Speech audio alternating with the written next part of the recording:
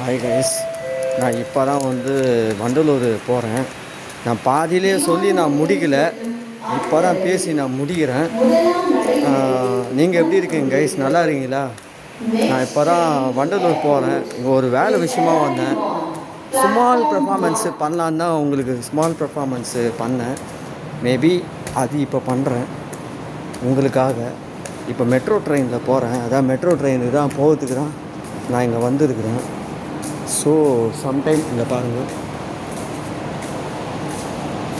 Metro ட்ரெயினுக்கு தான் வந்திருக்கேன்.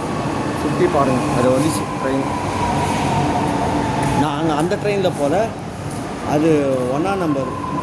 நான் போகிறது இப்படி.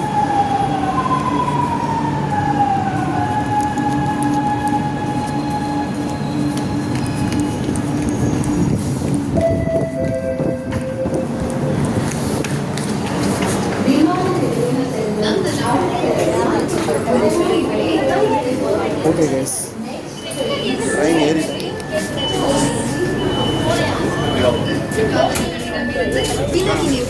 கைஸ் கிண்டி போகிறாங்க.